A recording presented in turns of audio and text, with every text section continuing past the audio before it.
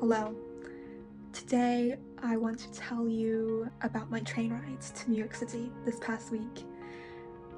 I usually bring at least 2 books with me, expecting to read them, but I always get distracted by other people on the train who are themselves distracted by something else. I always think that people watching on the train is most interesting because the people tend to be on this delicate balance between being like totally relaxed on their iPhones and on guard over their things, maybe their family. And I think that's a really interesting dynamic to observe.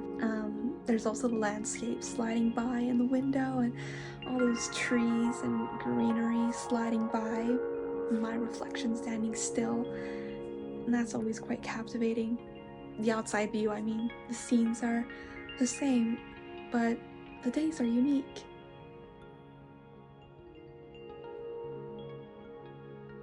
And only certain books can truly transport me from this quiet circus unfolding. This week I've been rereading Rana Dasgupta's book Captur, The Eruption of Delhi. It is an intense and haunting account of the rise of capitalism in this Indian city, Delhi.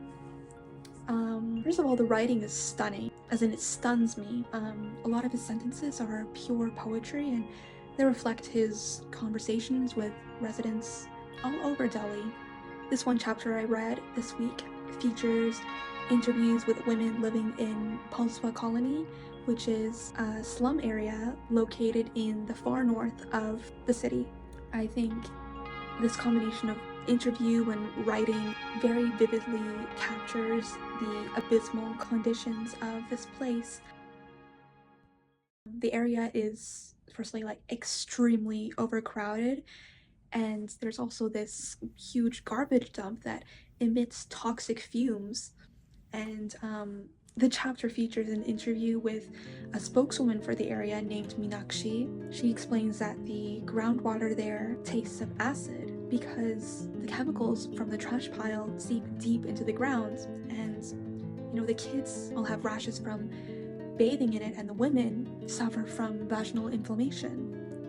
Without support from the government, these people have also had to build their own sewers and streets, and they've often had to lobby for brick and bags of cement to do so, which is like an insane and dreadful reality that I can't even begin to imagine. Now, this book was written in 2014, but I did some research the other day and I found articles about people who are still protesting and still suffering from the intense pollution in this area.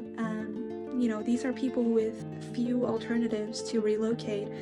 I have just so much sympathy and empathy for them. It's Friday night now, and I've been thinking about this even though I read the chapter on Monday morning. Maybe this is the power of fantastic writing. I've never been to India, but it brings these distant realities so close to our consciousness. In fact, it's so close that I think a part of me will be wondering and thinking about this area for as long as I live.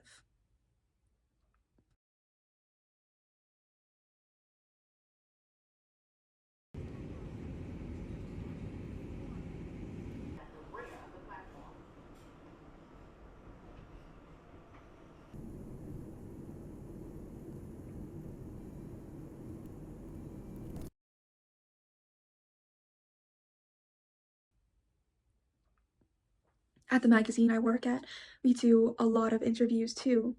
It's mostly between like avant-garde artists and writers. I've been thinking a lot about the arts of the interview. What does it mean to give someone the microphone and say, yes, hello, tell me your entire story. Except not like that, of course. You have to say it more smoothly, like start with hello and how was your day. I find that the best interviews, like the ones in this book, they're like prayers. One asks and then listens. Only in this case, in this book, the writer is not praying to a god, he is praying to life, the life of survivors, the overlooked, and he's willing it to sustain and thrive.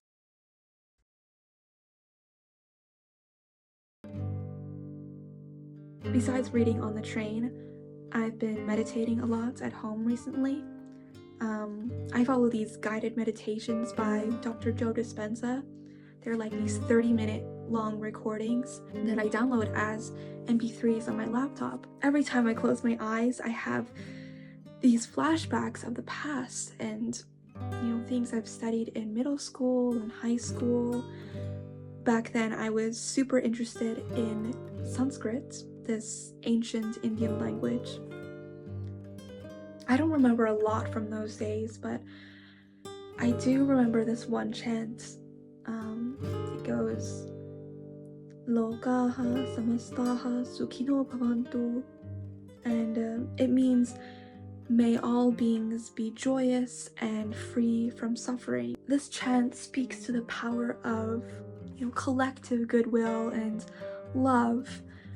And every now and then, it resurfaces in my memory for a reason. I think it really shifts my idea about the future and what exactly I want from it. Lately I've been feeling like maybe the future is not so much about winning, but rather about connecting to the highest potential, the divine.